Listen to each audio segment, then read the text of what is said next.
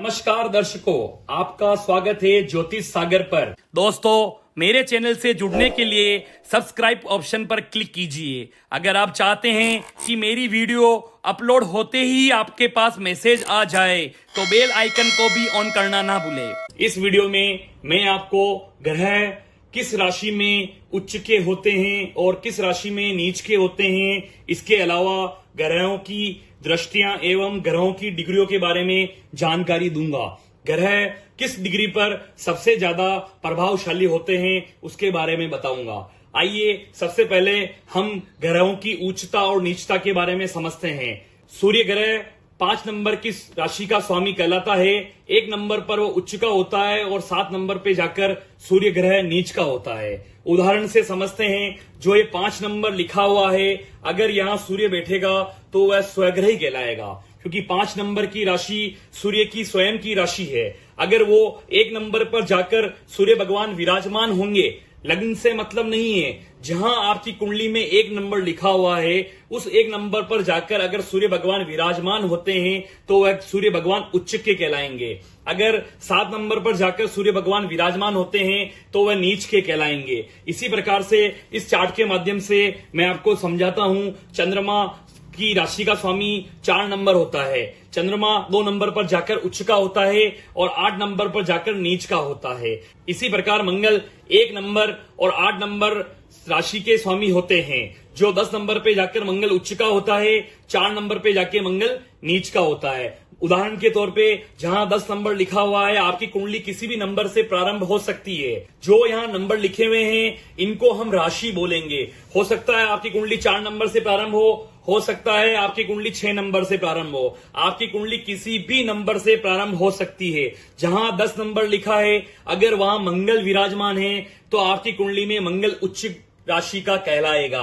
अगर 4 नंबर जहां लिखा हुआ है वहां पे मंगल विराजमान है तो आपका मंगल नीच का कहलाएगा। उसी पर क्रम से आगे बढ़ते हुए बुध ग्रह 3 नंबर और 6 नंबर राशि स्वामी के मालिक होते हैं। बुध ग्रह 6 नंबर पे जाकर उच्च का होता है और 12 नंबर पे जाके नीच का होता है।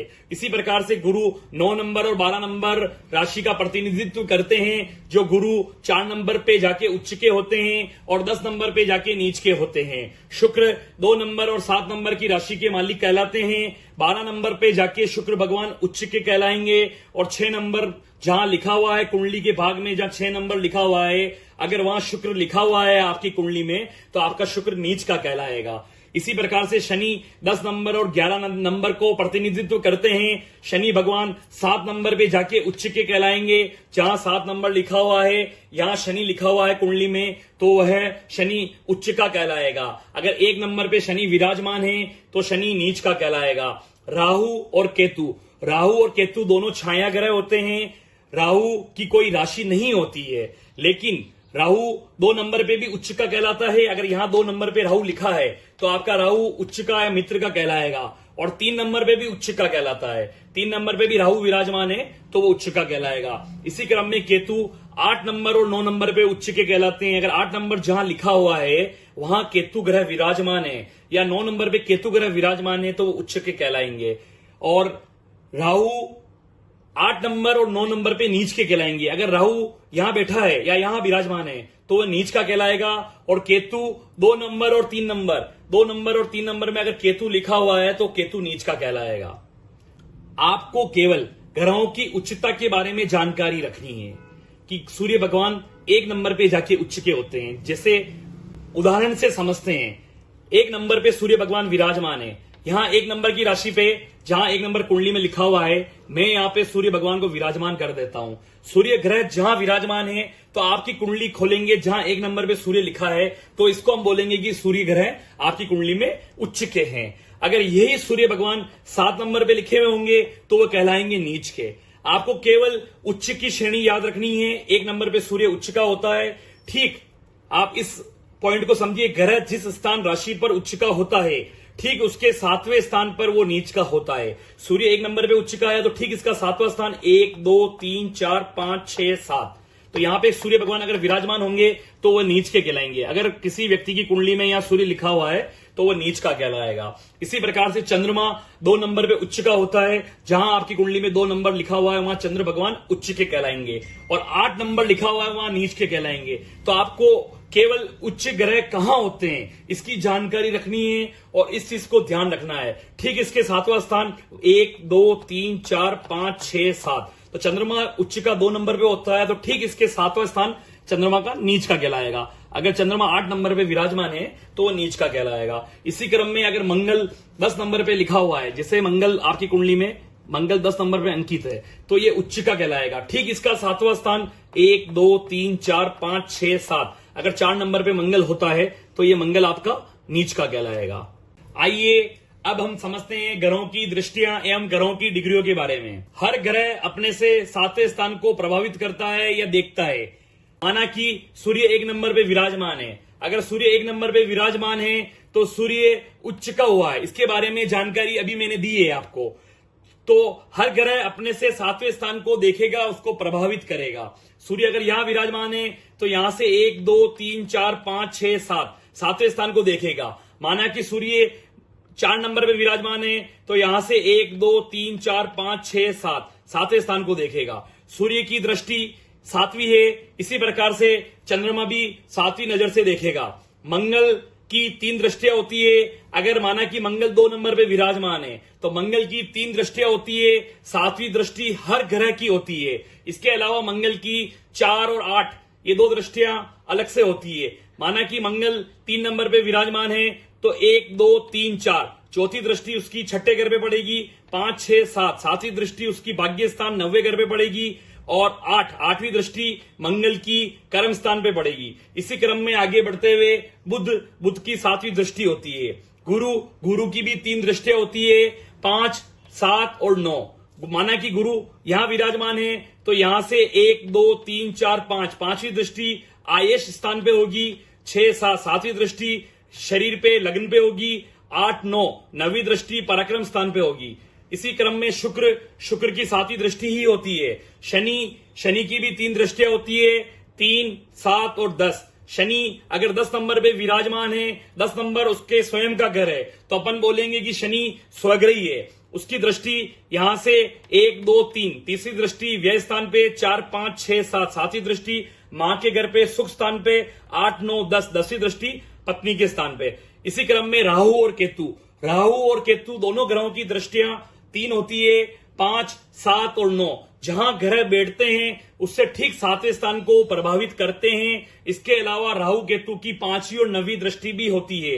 अगर किसी व्यक्ति की कुंडली में राहु यहां विराजमान है तो 1 2 3 4 5 5वीं दृष्टि उसकी भाग्य स्थान पे होगी, 6 7 7वीं दृष्टि राहु भगवान की आय स्थान पे होगी, 8 9 9वीं दृष्टि आपके बॉडी पे होगी।